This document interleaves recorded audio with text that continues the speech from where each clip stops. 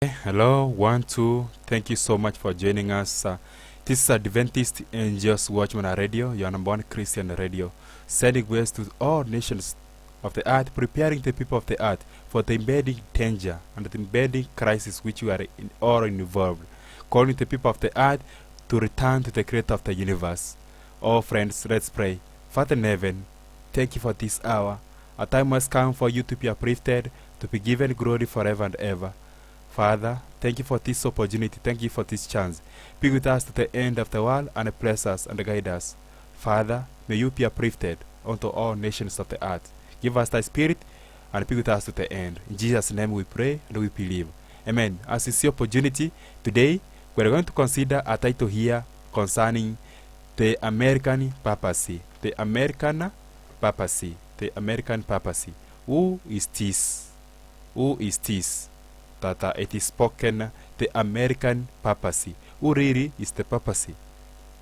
Okay, we want to understand concerning this title. Historically, it has been termed in the United States of America, and now when we see these events happening before us, it reminds us that it was spoken thereafter.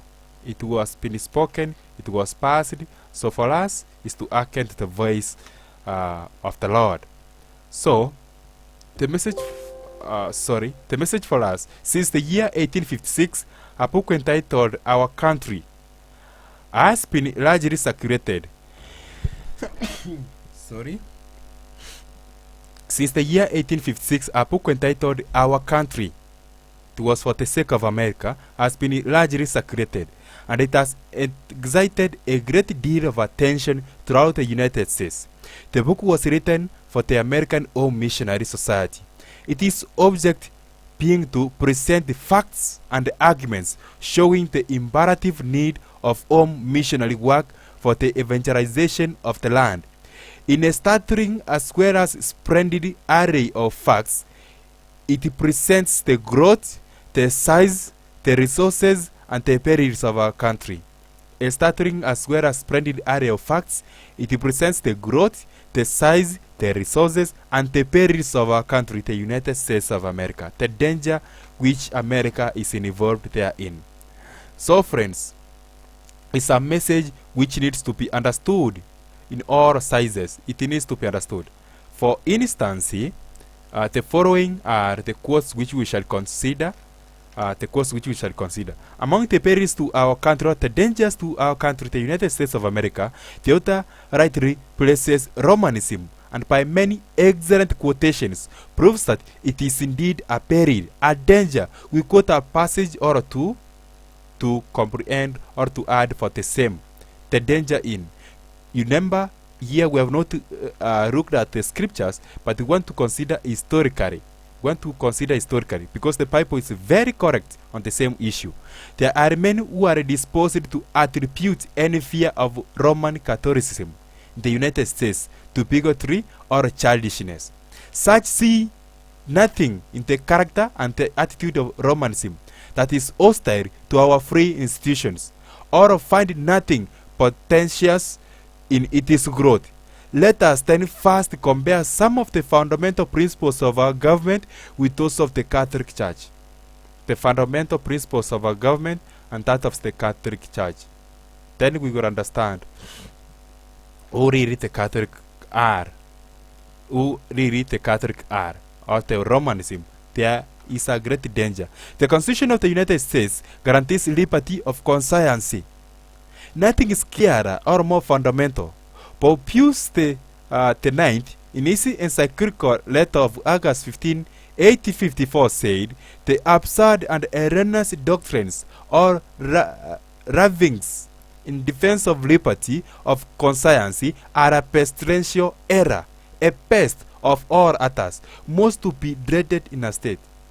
The same Pope, in his encyclical letter of December 8, 1864, anathematizes those who assert the liberty of conscience and of religious worship. This is the danger now we are as a people now. Conscience, liberty of conscience and religious worship. Also, all such are as maintained that the church may not employ force. Friend, what a danger.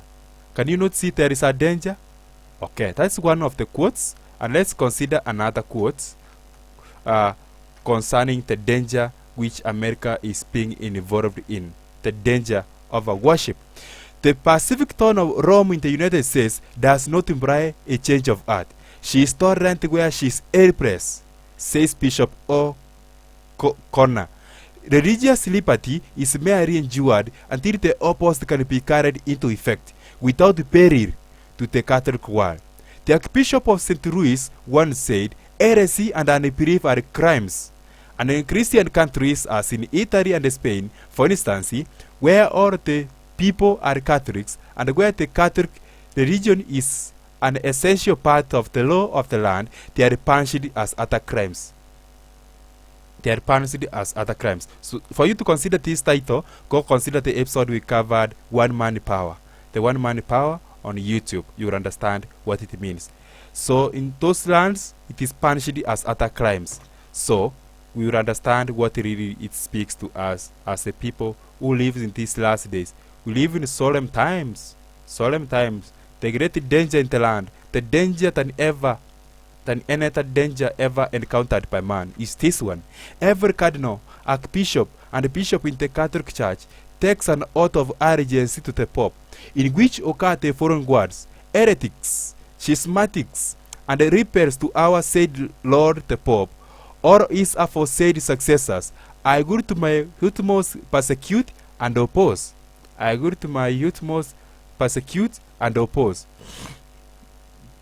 That is the greatest danger we have in liberty of conscience. The freedom we have enjoyed for so long is about to be swept away. Friends, Cardinal Manning advises Romanists through the world to enter politics and Romanists, and to do this especially in England and the United States.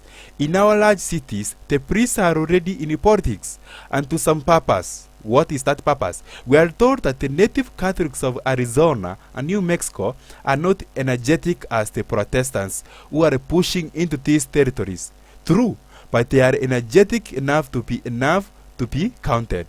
The most wretched members of society count as much at the polls as the best, and too often much more. Friends, they enter to politics. They love politics. They love politics. The things which is Gentiles seek. They love politics so much. They love politics so much. What a great danger to the human race and the society. Let's see. And this and much more is true of Romanism. And although there is just cause for fear that the principles of Romanism will let be recognized by the laws of this nation, we are certain that it will never accomplish this of itself, nor in its own name. We are perfectly assured that if ever Romanism gains such power in this government, it will be through the medium and by the instrumentalities of the National Reform Party. As crafty, as crude, as Peter opposed to our free institutions, as Rome is, as this book shows she is, and as men know that she is, yet the national reformers are willing and even anxious to join hands with her and enlist her in the promotion of their scheme of so-called reform. All this and much more is true of Romanism, and although there is just cause for fear that the principles of Romanism will let be recognized by the laws of this nation, we are certain that it will never accomplish this of itself, nor in its own name. We are perfectly assured that if ever Romanism gains such power in this government, it will be through the mediumship and by the instrumentalities of the National Reform Party. For as crafty, as crude, as Peter opposed to our free institutions of independence, institutions also as Rome is, as this book shows she is, and as many know that she is, yet the national reformers, churches, Protestants are willing and even anxious to join hands with her and enlist her in the promotion of the schemes of the so-called reform. Friend, what is this happening? What do you think is this happening in our land of the United States of America? What does this one show us? Does it not show us a danger of the Jesuits making a comeback? What have these people spoken thereafter? And what are these people now pushing after over the nations? For instance, the Pope says market state society should cooperate. we consider this another topic. They say that individuals have no rights. It is the common good. Individualism have no right. So inherent individual rights are not part of this society in this time which we live. What a danger to the race. What a great danger we have as a people in this time. Another area is Pope Francis, a strong voice for all Christians. That was not the voice of the Protestants who reigned from Rome because of persecution, who knows the danger they are involved in, the far they have gone. Now freedom is being fought on every front. The crisis in the land of the pestilence 19, people think they don't know that this is an echo of the danger of the things which they have done. They have departed from the faith of their forefathers. So, for instance, when you call for public control over payment system, you said one currency, one leader to rule the government, the whole world. It's a danger. These people have gone back to Rome. There's a quote which I need, and that these people, the danger which they were warned not to do is what they have done.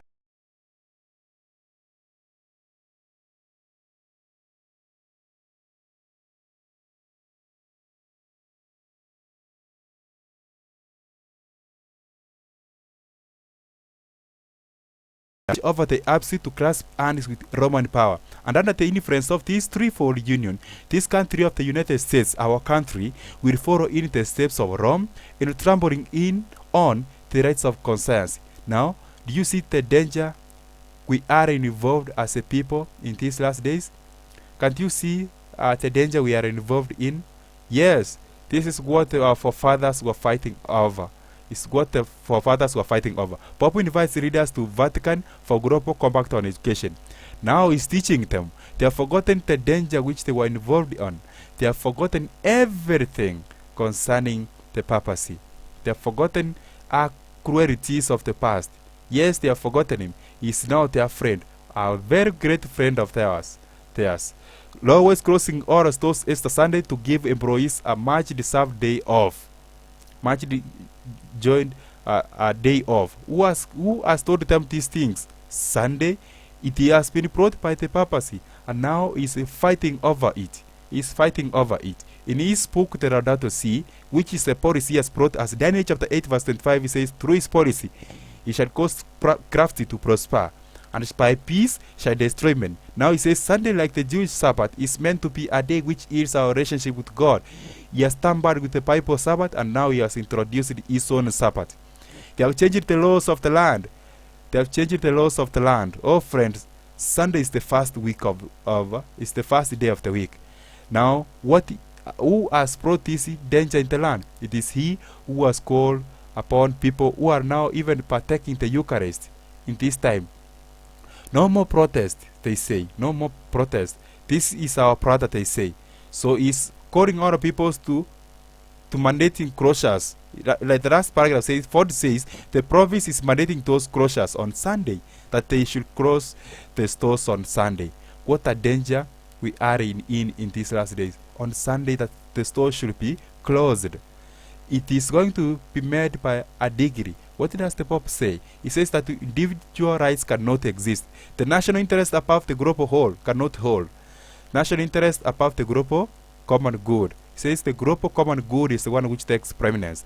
The international negotiation cannot make significant progress if individuals take their nationality rights to uphold them. No, they need the common. But who are they making to prominence? It's the Pope of Rome now who they are bringing into power. And we see the danger which we are involved as a people in the land. COVID-19 is helping to break down the barriers between Adventist, Catholics, and Evangelical during the 2020 Easter season. Is this what the forefathers were seeing? What a danger we are in. Ben Timothy is the president of the New Zealand Conference of Seventh-day Adventists. He sent the Easter greetings on behalf of Seventh-day Adventists. What a error. A special Easter greetings signed by 30 church leaders representing Catholics, Evangelicals, and Seventh-day Adventists. What a silly thing to be done. How can this be happening? Not only that one, we see even our leaders tampering with the popery. Not even the coronavirus crisis can stop Adventists from engaging in ecumenism. Victor Mare, president of the Norwegian Union Conference of 70-day Adventists, signing a pledge of solidarity with the churches. Friend, this is a danger we are in, and we must cry aloud and spare not, for this what is happening upon the land. People, what is this happening? What is happening among us? We have never seen apostasy before in this great Matthew. Russia is New West law, no evangelizing outside of church. Which kind of people do not evangelize? The Romans do not evangelize. So, who is against this evangelization? It is the Pope of Rome. It's the Pope of Rome. Why? My time to show you who is against evangelizing outside of the church in Russia.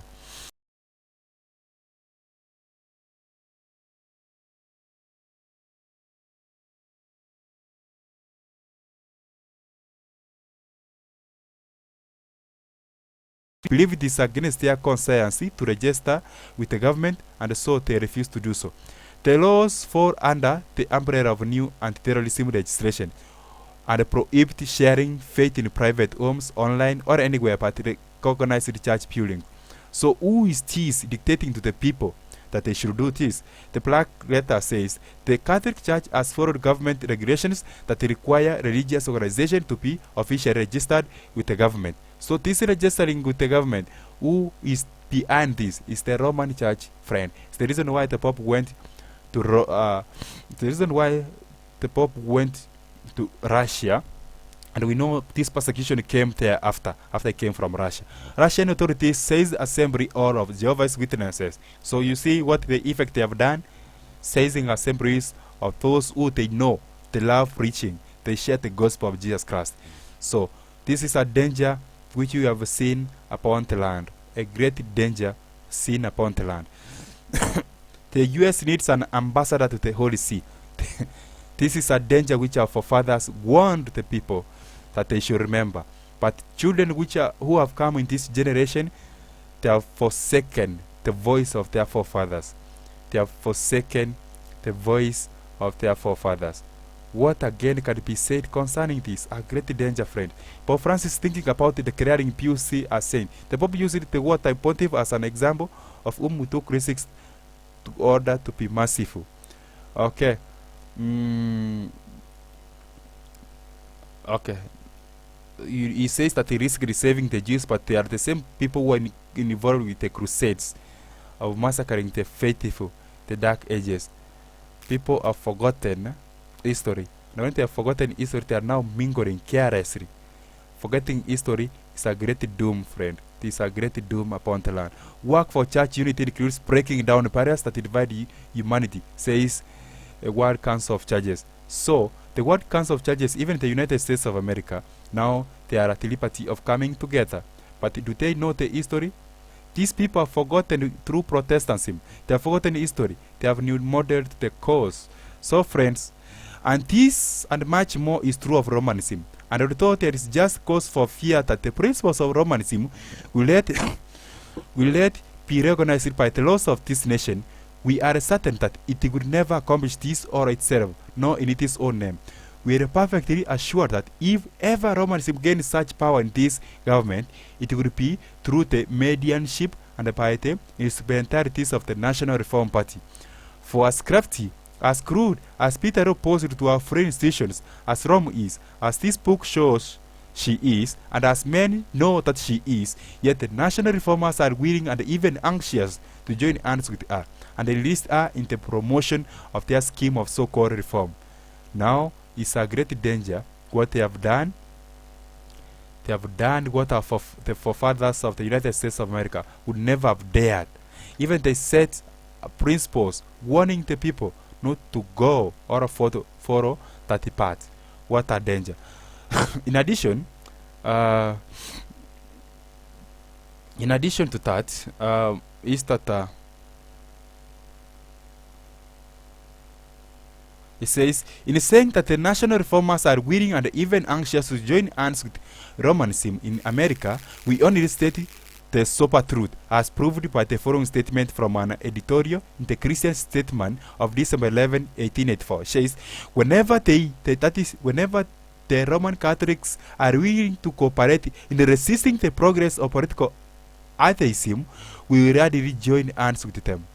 Whenever the Roman Catholics are willing to cooperate in resisting the progress of political atheism, we will gradually join hands with them. So what is deceiving them?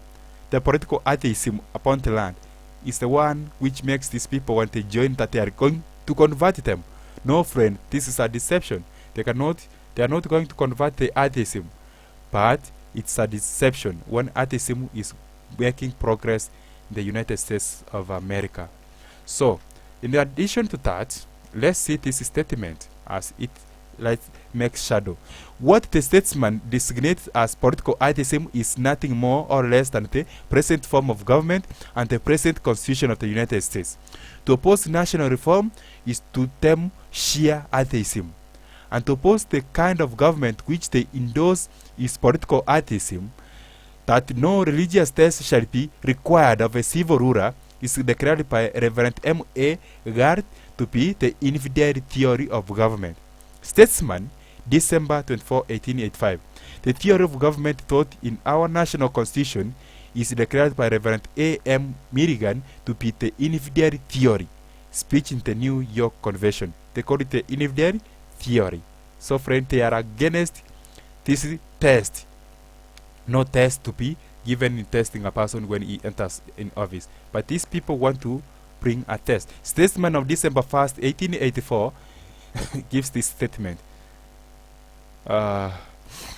Statesman of December. Okay, let's see.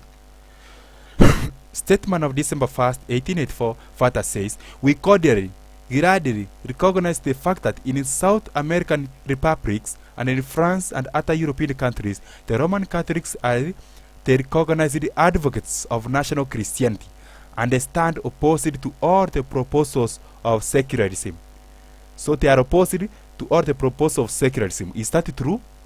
But what if they are opposed to secularism? What does this statement tell us? Are they opposed to secularism? Are they following the path of Jesus Christ? Friend, do you think they are following the path of Jesus Christ?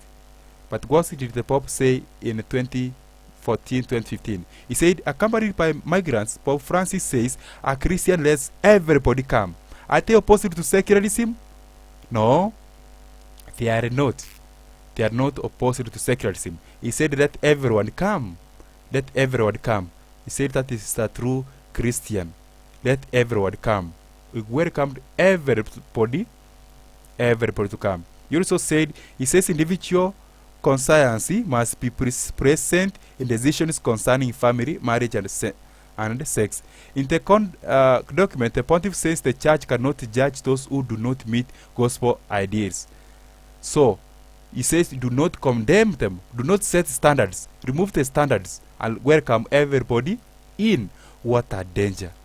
What a danger we are. The statesman of December 1st, 1884 further says, we cordially gladly recognize the fact that in a South American republics and in France and other European countries, the Roman Catholics are the recognized advocates of national Christianity.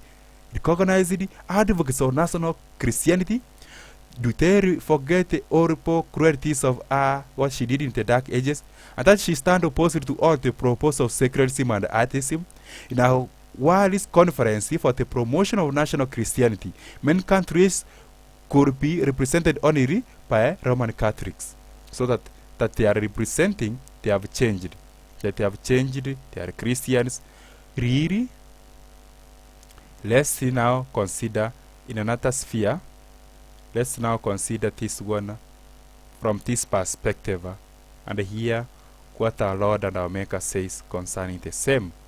In addition to that, he says, it is beyond question, therefore, that what the statesman means is that whatever or whenever the Roman Catholics are willing to cooperate with the national reformers in the scheme for the establishment of national Christianity in the United States, national Christianity, oneness of Christianity in the United States, the national reformers will gladly join hands with them to unite all religions.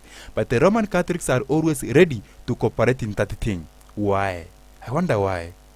I wonder why they are ready to cooperate. Why are they always ready to cooperate? We shall see, and we shall understand why they are ready, so ready to cooperate.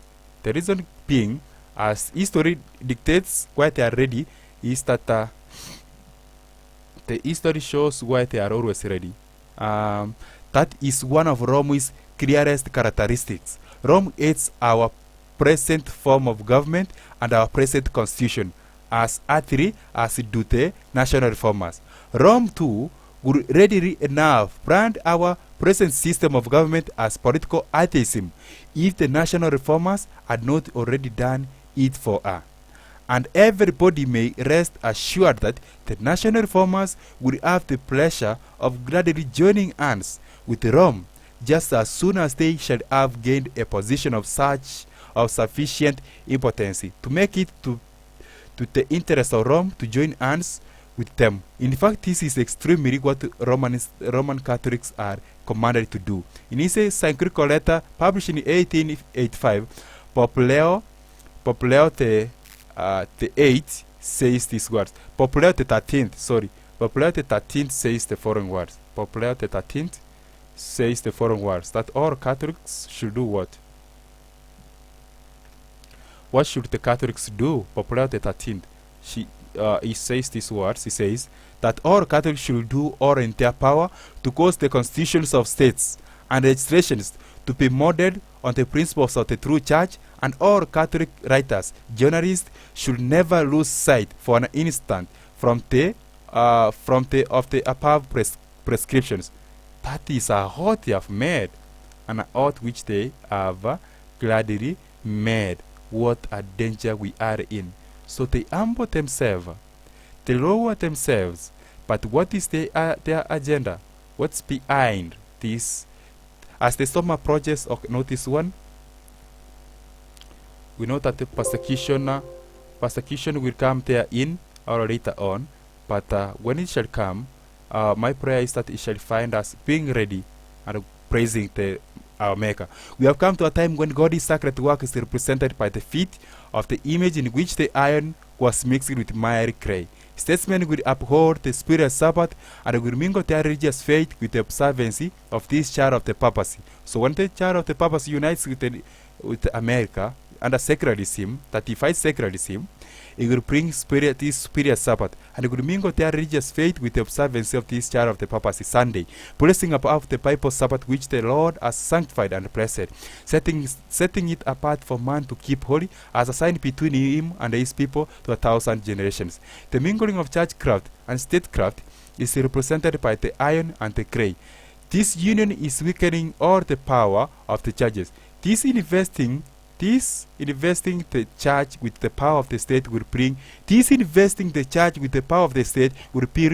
evil results, as the Romans are doing.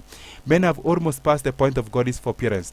They have invested their strength in politics and have united with the papacy. So, what did we say the Romans declared to their people? To join politics. To join politics is their major aim. But the time will come when God will punish those who have made void his law, and their evil work will recoil upon themselves. Is what the voice of the Most High God speaks to us who live in these last days.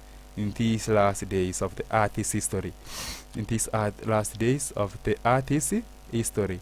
Oh friends, these people, when they join together, they are ready even to kill, to destroy, for their own case. What do they say? We shall read this one and understand what their major aim is.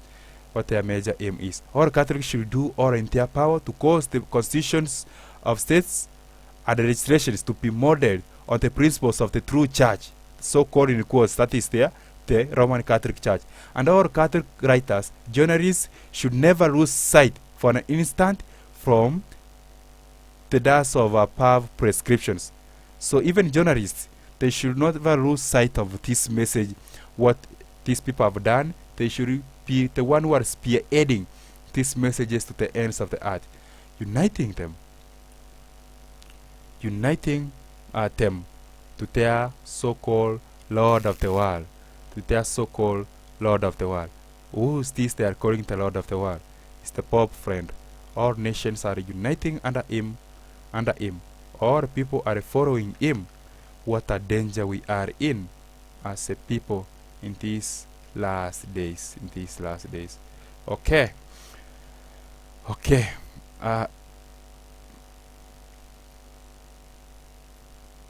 In addition to that, from the foregoing quotation from the statesman, it is seen that in European and South American countries, the Roman Catholics are the recognized advocates of national Christianity. National Christianity is the object of the national reform movement. National Christianity, in quotes, is the object of national reform movement. Our constitution and legislation have to be remodeled before this national Christianity can be established.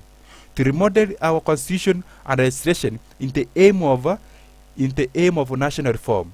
But this is exactly what all Catholics are, by the Pope ex cathedra, commanded to do, all, and not to lose sight of it for an instant. Therefore, what the national reformers propose to do with our constitution and legislation is precisely what the Roman Catholics in this country are commanded by the Pope to do. What are they doing? What have they done? What have they done? Do you think we'll enjoy this freedom for so long? No, friends. Freedom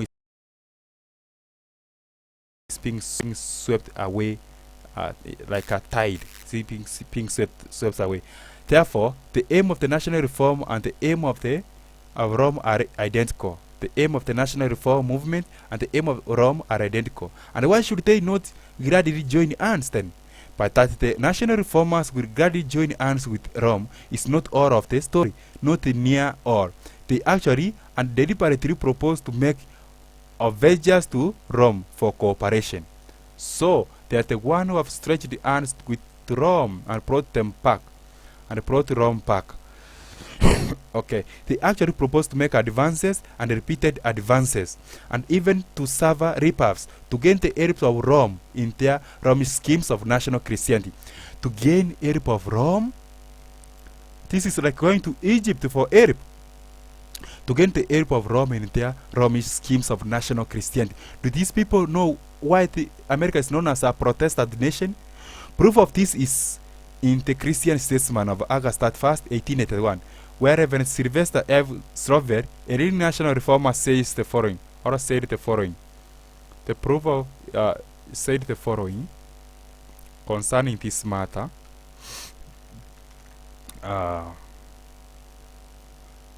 In cooperation, where they called the Romish Church to help them in international scheme as international Christianity. So let's see. This is the quotation. It says that this common interest, that is of all religious people in the Sabbath, the so-called in Sunday, their Sabbath, the Sabbath of Rome, not the Sabbath of the Bible. This common interest, is it not similar with what we hear today as common good? Common good, what all people will remove all differences, but for common good, what are they calling common good? Common good, friend. What is this agitation upon the land, which we have ever been hearing from the times? We have been hearing this common good. Laudato si on the care for our common home. Common good. What is this common good? We are in danger in these last days, as in the issue of common good. Even the disease we have in the land, it is under the issue of common good. The issue of common good. Vaccine must be a common good for humanity. This common good, Sunday for common good, generally observed, is what the nations are calling. They are gathering, friends. This is a great danger, friend. Great danger upon the land. A great danger in the land. COVID new vaccines needed globally within a year, says scientists. For common good, friend, and it's forced one. It is forced. These nations, even these churches, they are not begging, but they are forcing it on our nostrils. What do you suppose? What do you think about it? Okay. Common good thing which has gone global or viral. What can we say? Can we not uplift the principles of the Constitution of America? The freedom we have enjoyed for so long, the common interest of all religious people in the Sabbath, so-called, that is Sunday, they call it the Sabbath, yet we know the 70-day Sabbath is Saturday, ought both to strengthen our determination to work and our readiness to cooperate in every way with our Roman Catholic fellow citizens. So this common interest, that is of all religious people in the Sabbath Sunday, ought both to strengthen our determination to work and our readiness to cooperate in every way with our Roman Catholic fellow citizens. Cooperate? I have heard these statements ever since.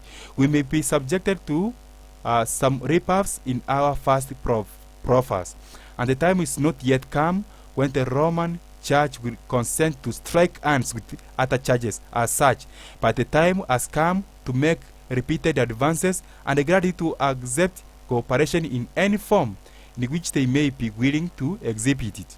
It is one of the necessities of the situation. It's one of the necessities of the situations in cooperation, in coming together. This coming together we have had it for a long time, just like people have forgotten history. We have heard this statement coming ever and ever before us. Listen, notice the advances are all on the side of the national reformers.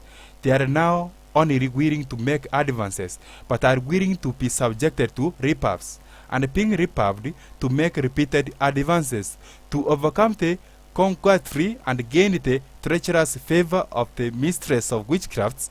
And why this willingness? Because it is one of the necessities of the situation, and the italics are is shades of Wycliffe's and Luther and Zingo and Milton and Wesley, and of all the martyrs, was there ever in the world a more humiliating, a more contemptible surrender to the papacy?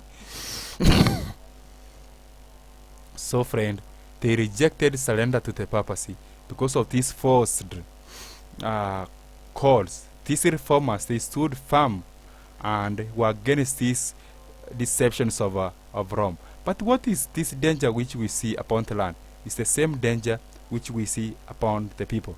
How many of the American people are ready to join in it, but know of a surety that everyone who joins in the national reform movement thereby joins in a scheme for the delivery of this free land into the hand of the papacy.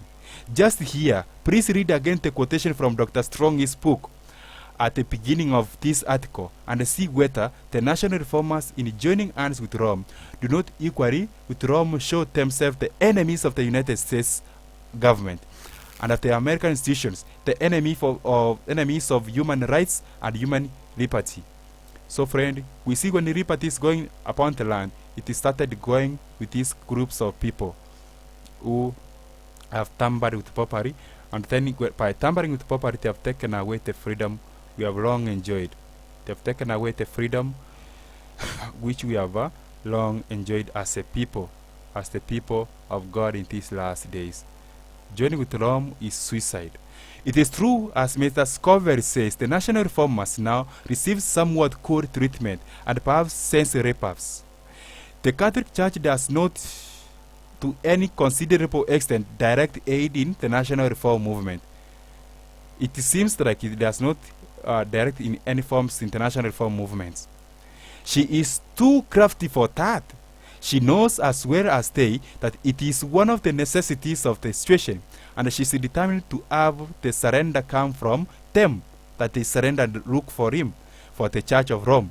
We personally know a gentleman who, riding the railroad not long since, fell into conversation with a Catholic priest, and finally said to him, "What is your church going to do with the religious amendment movement?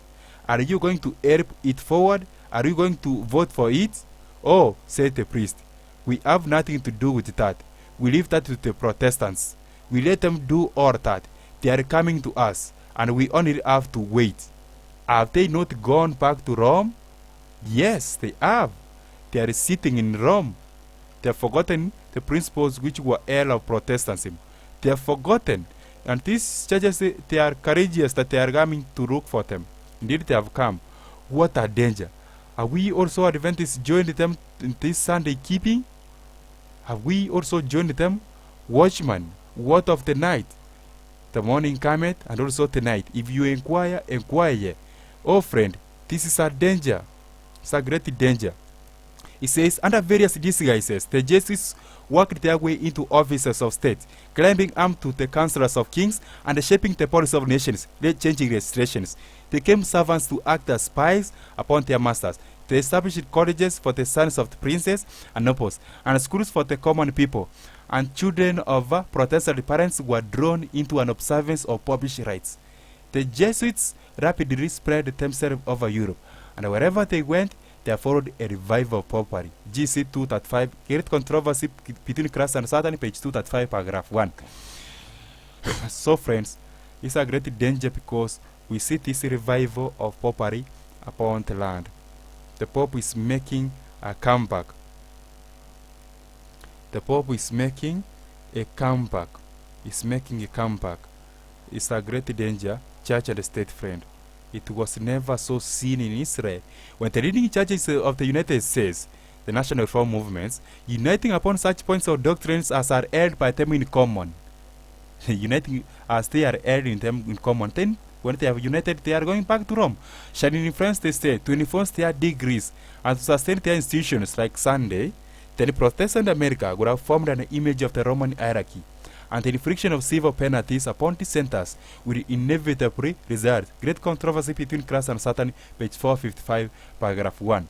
This is the same message we hear in the Revelation chapter 13, verses 15 to 17, that we shall not be able to buy or sell. Why? Because there will be a forced worship in the land. Forced worship will be the result upon the land, because there will be forcing people of a worship, which is the end result of the game, which is upon the land. So, friends, the priest says, "Oh," said the priest, "we have nothing to do with that. We leave that to the Protestants. We let them do all that. They are coming to us, and we only have to wait." Indeed, they have waited, and the Protestants have gone to the Vatican. And when in December 1855, the demand for a national Sunday law reached the point at which it was supported by 6 million of petitioners, Cardinal Gibbons came out with a letter to Dr. William F. Crafts, the leader of the Protestant side, artfully endorsing the national Sunday appeal and gradually adding his name to the number of petitioners. Under the strength of the Cardinal's letter, Dr. Crafts and the WTCU added 7,200,000 Catholics to the 6 million names already obtained. What was their agenda? So, friend, freedom. Freedom at stake. Freedom at stake. So, and in addition to that, we will add from this quote, which could assist us in comprehending this snare upon the land. It says that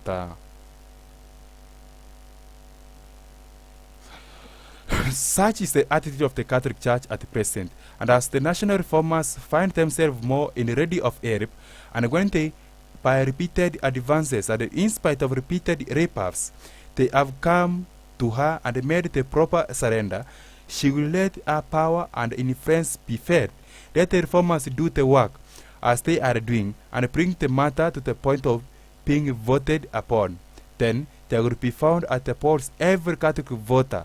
It is the United States whom the political priest can rule, casting his ballot for the religious amendment, which, in the words of the Pope, will cause the Constitution of the United States and the legislation to be modeled on the principles of the true church, so called in quotes the Catholic Church, and by which, as the Archbishop of St. Louis says, heresy and unbelief will become crimes and will be punished as crimes, as in the Christian countries of Italy and Spain.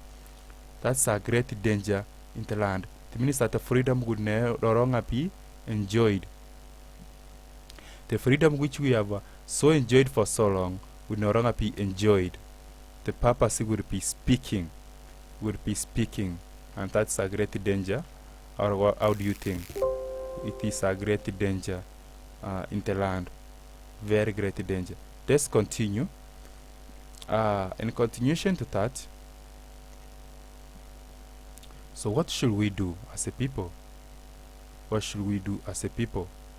We should awaken the people in relation to the danger which they are involved in. We should awaken the people to the danger they are involved in. So, it may be of interest to inquire what was the subject which drew from Mr. Scoville this expression of willingness. It is not anxiety to gain the cooperation of Rome. Is it not anxiety to gain the cooperation of Rome? He was writing of a movement of the Catholic Church in Europe for the strict observance of Sunday, and it is to compel everybody to keep Sunday that the national reformers want the constitutional amendment and legislation under it. Now, as the Catholics in Europe are earnestly engaged in it, the question occurs to the national reformers. So, you need a forced registration upon America. What a danger is this? What a danger is this upon the land? Great danger. Great danger. So it is selling people back to Rome. It's a great danger.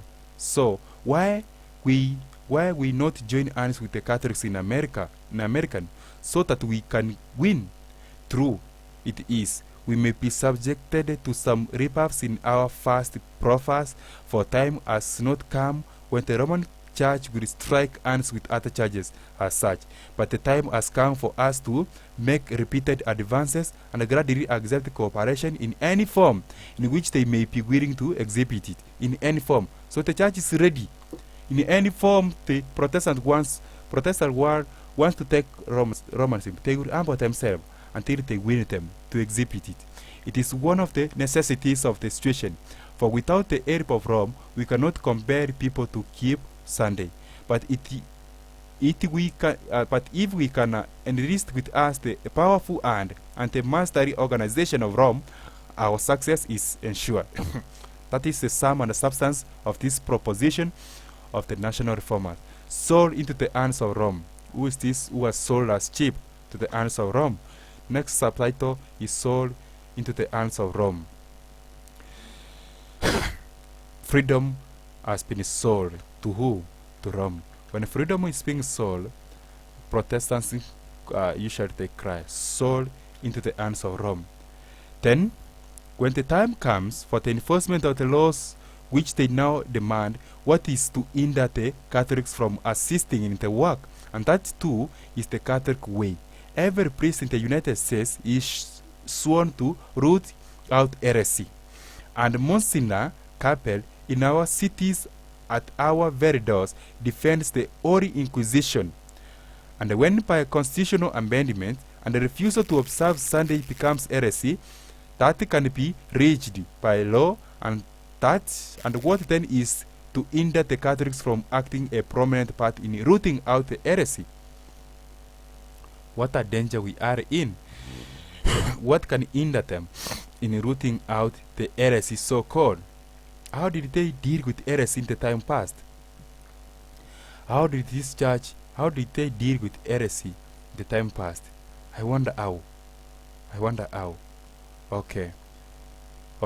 J.F. Kennedy gave these words: I believe in an America where the separation of church and state is absolute, where no church prelate could tell the president should he be Catholic how to act, and no Protestant minister will tell his parishioners for whom to vote, where no church or church school is granted any public funds or political preference. I believe in America that is officially neither Catholic, Protestant, nor Jewish, where no public official either requests or accepts instructions on public policy from the Pope. But who are they stretching hands to? To Rome.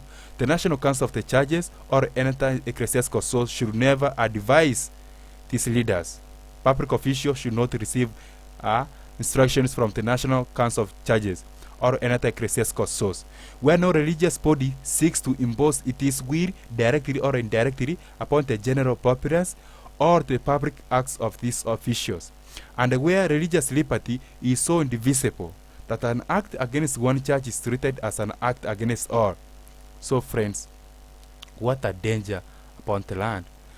Kennedy was assassinated because he was against this ethos of these people. But let's see how these people usually do. The Jesuits, the Romanists, how do they do when they punish heresy? they kill them, those who do not follow their ways.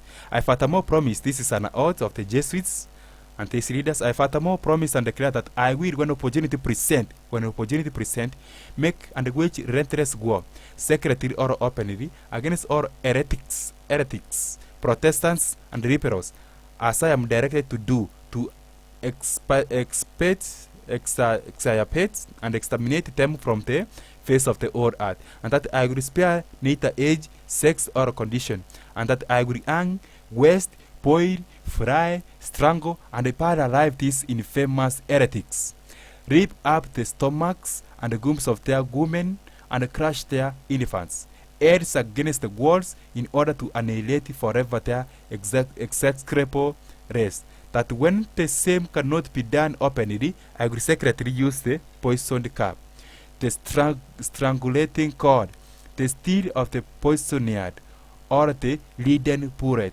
regardless of the honor, rank, dignity, or authority of the person or persons, whatever may be their condition in life, either public or private, as at any time may be directed so to do, by any agent of the Pope or superior of the Brotherhood of the Holy Faith, or the Society of Jesus.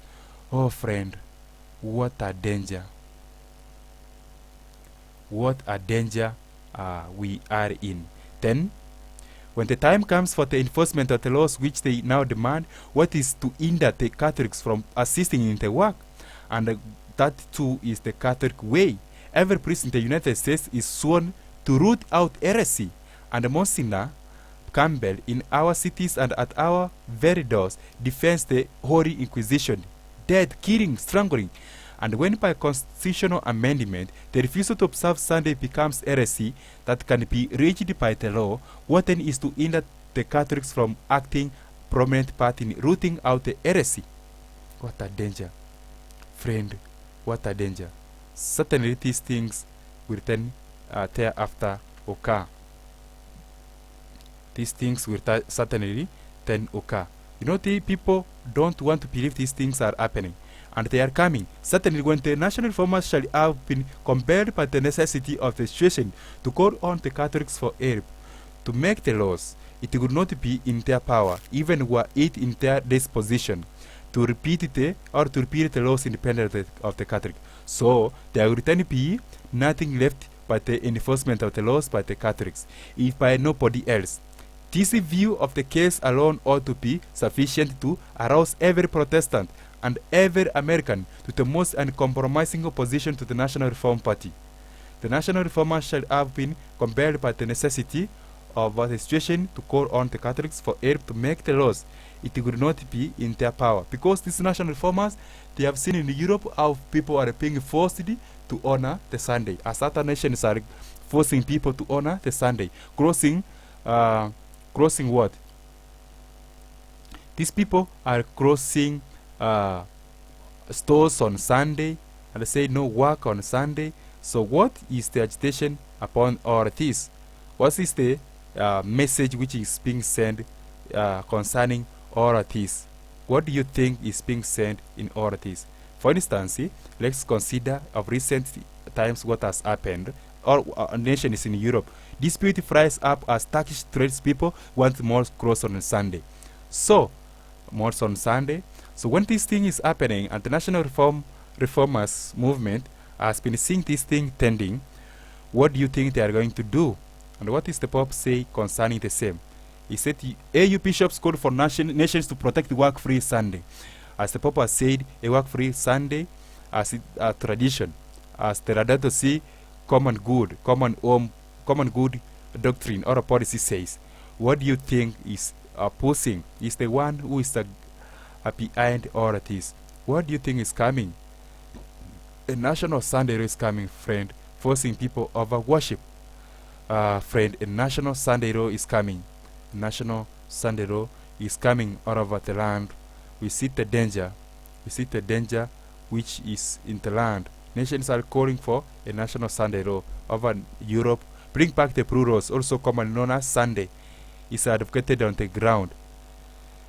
That is, the red word says the prohibition of secular business on Sunday is advocated on the ground. Friend, it's a great danger which is upon the land. freedom of worship is going away. Freedom of everything, individual freedom is being swept away. So freedom of worship is being swept away. Let's see what is happening in Papados. In Papados, it says, as of 1st March, Sundays will be a rest day in Papados. Closed on Sunday. This is the Prime Minister who said these words. So friends, what do you think in Europe and in other nations as they are doing? What do you think the National Reform Movement are want to do in America? Espinoza reimburses the Prue laws, also called Sunday laws. Oh friend, nations are calling up for Sunday law, which we know is not the Bible Sabbath. The Bible Sabbath, Saturday, commonly called, is the Bible Sabbath. The 70-day Sabbath. Friend, there is a great danger in the land. The great danger in the land in our time. Should we not obey God rather than men? So, let us keep Sunday sacred. It is interesting that the recent crisis has caused us to rethink our position. Crisis? If you consider the message we covered under the title One Man Power, it used a crisis to have one man power. That is the Pope, the one man power, to come into office. And now they are calling for Sunday. But God is coming to judge the world. They have disregarded his laws. They have disregarded and rejected the Bible Sabbath. They have rejected all of it. They have rejected the Bible Sabbath. When the Lord shall come, he shall judge the world. He shall judge them. He shall judge them. Oh friend, he shall judge them. What is the Pope calling for? He says, on Sunday, our participation in the Eucharist has special importance. Sunday, like the Jewish Sabbath, is meant to be a day which heals our relationship with God. So he's calling for Sunday as a day of rest. A danger is in the land. A great danger is in the land. So friends, in addition to that, and in conclusion, as I went up, is that let's seek the Lord where he may be found. Certainly, when the national reformers shall have been compelled by the necessity of the situation for a Sunday law to call on the Catholics for aid to make the laws, it will not be in their power, even were it in their disposition, to repeal the laws independent of the Catholics. So, there will then be nothing left but the enforcement of the laws by Catholics, if by nobody else. This view of the case alone ought to be sufficient to arouse every Protestant and every American to the most uncompromising opposition to the National Reform Party. National Reform Party. A danger. Very great danger. National Reform Party. These movements. It is of no use for the national reformers to say that they will not allow the Catholics to do these things. For when the national reformers, to gain the ends which they have in view, are compelled by the necessities of the situation to unite with Rome, having by the necessities of the situation, I wonder what is it in our time. Necessities of the situation is the COVID-19 crisis in the land, the pestilence 19, the trouble in the land. They are united with Rome for help, and he has given them help. Is to protect the climate, and he has brought the doctrines, the Laudato Si, Fratelli Tutti policies of Rome. And these are the doctrines and policies he has given them. By the necessities of the situation, they are united. They are united with Rome. Having by the help of Rome gained those ends, it will be impossible without the help of Rome to make them effective, or to reverse them, or to hinder Rome from making them effective in our own way. When the thing is done, it will be too late to talk of not allowing this or that. The whole thing will then be sold into the hands of Rome, and there will be no remedy, no cure. It would have taken further steps. Has it taken further steps that it cannot be healed? Friend, a Sunday law is here. Forced worship is here. Forced worship is here. Friend, friend, it's a great danger, great deception upon the land. So, in a resolution at a meeting in Glasgow, Scotland, in October 5th of 1875, Dr. Joseph P. Thompson well declared that the papacy, as exemplified in the Vatican decrees, is the most perfected of all existing forms of tyranny. I'll come to read page 50. He says that the papacy, as exemplified in the Vatican decrees, is the most perfected of all existing forms of tyranny. He has brought it in the United States of America. Cannot see it, and Lord Macaulay made no mistake when he wrote the following. It is impossible to deny that the polity of the Church of Rome is the very masterpiece of human wisdom. The experience of 1200 eventful years, the ingenuity and the patient care of 40 generations of statesmen have improved that polity to such perfection that among the contrivances which have been devised for deceiving and oppressing mankind, it occupies the highest place. S.A. von Ranke. It is the highest policy involved with deceiving and oppressing mankind. It occupies the highest place. Where? The Vatican. Friend, the Vatican. The Vatican. Friend, it has done more worse than you can think. More worse than you can think. So lastly, and it is into the power of this most perfected of all existing forms of tyranny, it is into the hands of this mistress of human deception and oppression, that the national reformers deliberately propose to surrender the United States government and the American people. But just as surely as the American people allow the National Reform Party of anything else, cut of seeming friendship for Christianity or for any other reason to do this thing, they are undone. They are undone. They are undone. So, it's a great danger in the land. It's not something of laughter, but it's something of crying. Crying for what has been done. It's not something of laughter, but it's a great danger upon the land. A very great danger upon the land. Many people think that those who are directing attention to the dangers of religious legislation are exerting themselves to no purpose. Some claiming that there is no possibility of the success of national reform, and others declaring that there is no danger if it does succeed, but as the National Reform Party is allied with Rome, there is danger. Then, but with this, the almost universal demand for more rigorous laws, more rigorous enforcement for the stricter religious observance of Sunday, the very thing above all others at which the national reform movement aims, and the danger is increased and is imminent. In view of these facts, there is a great danger that through the sophistry of the national reform arguments, thousands upon thousands of people who favor Sunday laws will be induced with ill-informed zeal to support the national reform movement, and so they and the whole nation be delivered into the hands of Rome. There is a danger in the national reform movement. We know it, and by the evidences we here give their own words. It is high time that the American people began to realize this great danger upon the land. Can they not realize this great danger in the land? Oh, a great danger. It's a mighty danger, a great danger in the land. But we should direct the people to the danger they are involved in, so that they can come out of this great deception.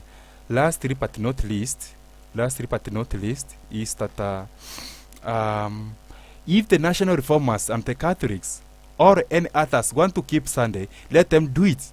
If they have not religion enough to lead them to do it without the aid of civil laws to compel themselves to do it, then let them have laws to compel themselves to do it. But heaven forbid that they shall ever succeed in securing the laws that they ask, by which they will compel others to do it. And we do most devotedly pray, God forbid that they shall ever succeed in their scheme of putting into the hands of Rome the power to enforce religious laws and to correct heresy. God forbid that they shall ever succeed in making free America a slave to Rome. God forbid, God forbid, God forbid, God forbid, God forbid is the call, is the cry. God forbid that it should ever happen. God forbid, oh America. The success of the national reform movement will be the success of Rome. Therefore, to support the national reform movement is to support Rome. How many of the American people are ready to enter into the national reform scheme? A.G. A.T. Jones. Oh friend, God forbid that this should ever appear or happen in America. God forbid. For we know what they usually do, what they have done before, and what they shall think to do. God forbid that he shall ever get a chance or an opportunity. From Antichrist to Christ. Our Protestant pastors view the Pope nowadays. This is a news conference of 2018. You can check it, 2018. You will understand what it really says in a time like this. In addition to that, in the conclusion, we add that this tampering with Papacy is going to bring evil results. What the nations in Papados says, they want a Sunday law enforced by law over worship. Another area, in addition to that, another area to be added to is Spinoza involves the pro Sunday law. Thank you for joining us. We will meet again. Find other episodes live in Adventist Angels Watch on the radio on Facebook, Twitter, and YouTube. Let's pray. Father in heaven, thank you for this hour. Be uplifted, save your people, for the crisis in the land demands that we may awake. We will start to the end. Guide us, Father, bless us, and Father, shield us with thy angels, and prepare us for thy second coming. In Jesus' name we pray and believe. Amen. Thank you so much for joining Adventist Angels Watch on the radio. Peace be with you. Jesus is coming again. Goodbye.